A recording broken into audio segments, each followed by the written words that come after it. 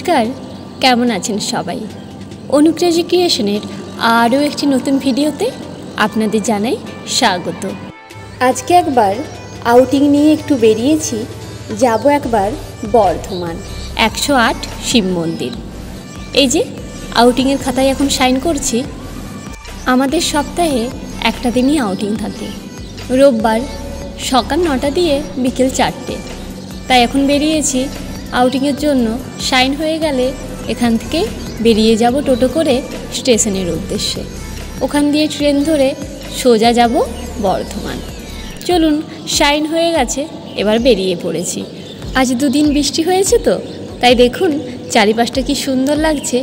আজ দেখুন বেশি রোদও ওঠেনি, আর এই যে চারিপাশটা মাঠগুলো জলে ভরে গেছে।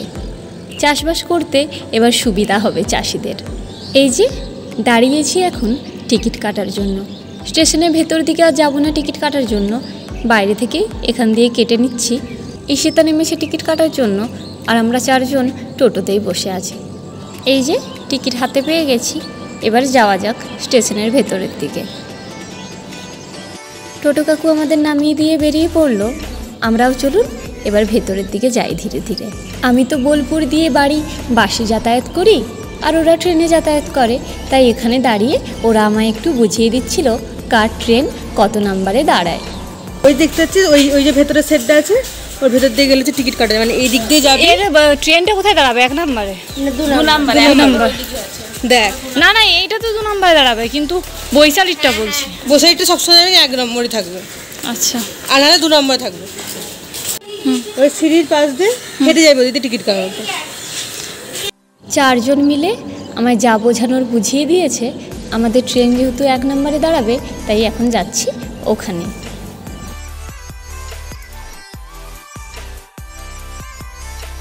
আমাদের ট্রেনটি আসতে একটু দেরি আছে, তাই সবাই মিলে এখানে বসে একটু গল্প করছি। আজকের ভ্রমণে আমার সঙ্গী হলো আমার রুমমেটরা। এই যে 4 জনকে দেখছেন, এরা সকলেই আমার সাথে একই রুমে থাকে। এই যে একজন ফোনে ব্যস্ত, আরেকজন চা খাওয়াতে। ইচ্ছে ছিল সোমবারে পুজোটা দেওয়ার, কিন্তু সোমবার তো আমরা আউটিং পাই না, তার জন্য রোববারই যাচ্ছি। এই যে আমাদের ট্রেনটি চলে এসেছে, দাঁড়ান ব্যাগটা গুছিয়ে নিই, তারপর ট্রেনে উঠি। আজ ট্রেনটিতে প্রচুর ভিড়, বেশিরভাগই সবাই পুজো দেওয়ার জন্যই যাচ্ছে। বোলপুর থেকে একটু বেরিয়েই দেখছি বেশ ভালোই বৃষ্টিটা হয়েছে। অনেক বাড়িঘরই দেখছি বৃষ্টিতে ডুবেও গেছে। বসার জায়গা একটু পেয়েছি, প্রচুর ভিড় তো, তাই একটু কষ্ট করেই আসতে হলো। নেমে পড়েছি বর্ধমান স্টেশনে। চলুন এবার হাঁটা শুরু করি। স্টেশন থেকে বেরোতে বেরোতেই একজন টোটো কাকু জিজ্ঞাসা করলেন 108 শিব মন্দিরে যাবে? তাই বিশেষ কোনো অসুবিধা হয়নি টোটো পেতে।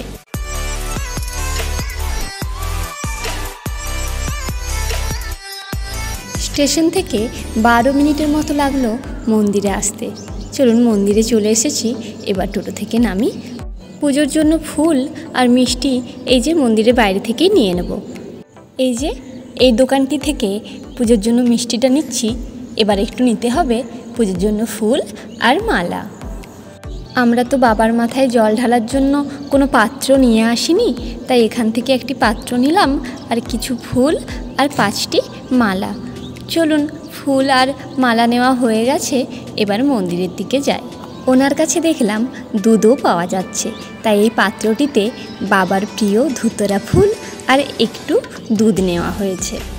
মন্দিরের বাইরেটিতেই কি অপূর্ব দেখুন, একটি শিব এবং একটি পার্বতীর মূর্তি করা রয়েছে। এই যে এটি হলো মন্দিরে প্রবেশের প্রথম দরজা। মন্দিরের এক সাইডে দেখলাম জুতো রাখার জন্য একটি দোকান করা রয়েছে। জুতোগুলো বাইরে রাখলে তো কেউ নিয়ে নিতে পারে, তাই এখানে প্রতিটি জুতো প্রতি ওরা 1 টাকা করে নিচ্ছে, আর সুরক্ষিতভাবে জুতোগুলো রেখে দিচ্ছে। আর এখান দিয়ে টিকিট কাটলাম মন্দিরে প্রবেশের জন্য, 5 টাকা করে টিকিট। চলুন, টিকিট কাটা হয়ে গেছে, এবার ভেতরে প্রবেশ করি। এই যে এখান দিয়ে হলো মন্দিরের শুরু। ওই দিকটিতে সারি সারিভাবে মন্দিরগুলো শুরু হয়েছে। এই মন্দিরটি প্রথম মন্দির। এখানে প্রতিটি মন্দিরেই জানেন প্রচুর ভিড় হয়েছে। আজ রোববার, কিন্তু প্রচুর ভিড়। শ্রাবণ মাসের শেষ সোমবার হয়তো আরও বেশি ভিড় হবে। মন্দিরগুলির আকৃতি বিশাল বড় না হলেও এই ছোট্ট ছোট্ট মন্দিরগুলি কি অপূর্ব সুন্দর লাগছে দেখুন।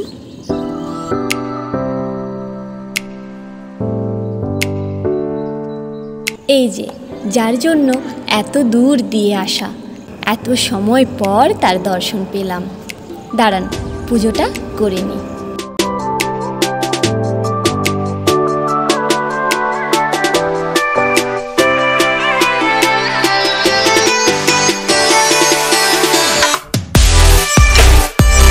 পুজো তো হয়ে গেছে, এবার বাবার মাথায় জলটা ঢালি। এই যে এই সেই পবিত্র পুকুর, এখান দিয়ে দেখলাম সবাই জল নিচ্ছে আর এই জলই বাবার মাথায় ঢালছে, তাই আমরাও এখান দিয়ে জল নিয়ে এই জলই বাবার মাথায় ঢাললাম। জলটিতে দেখুন প্রচুর মাছ আছে, আর এই যে এই সাইডগুলোতে প্রচুর মাছ ঘোরাফেরা করছে।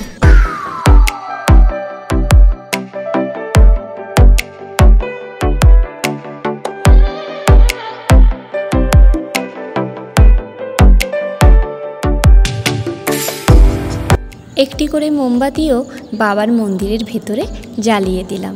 এবার চলুন একটু মন্দিরের চারপাশটা ঘুরিয়ে দেখাই আপনাদেরও। মন্দিরের চারিপাশটি সবুজ গাছপালাতে ভর্তি, তো তাই দেখতে আরও সুন্দর লাগছে। আর একটি করে মাঝের মধ্যে মূর্তিও করা আছে, জানেন তো।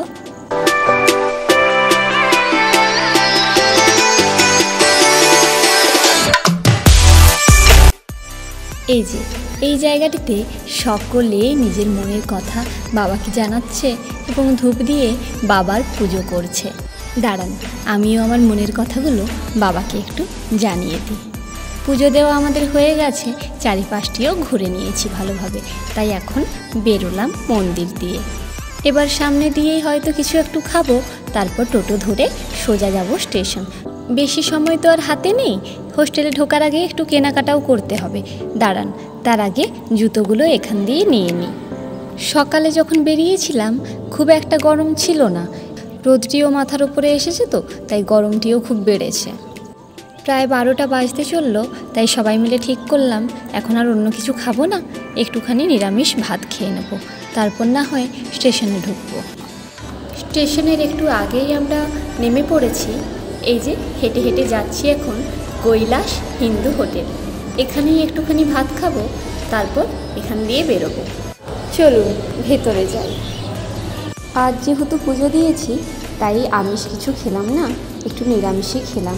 একটু ডাল, একটু সবজি, একটু আলু ভাজা আর এই যে একটু পাঁপড়, এই হলো আমাদের আজকের খাবার। খাওয়া দাওয়া শেষ করে যাচ্ছি এখন স্টেশনের ভেতরের দিকে। স্টেশনের বাইরে একটু ফল নেওয়ার জন্য দাঁড়িয়েছিলাম, এখানে দেখলাম বেশ ভালো পেয়ারা বিক্রি হচ্ছে, তাই দাঁড়িয়েছি একটু পেয়ারা নেওয়ার জন্য।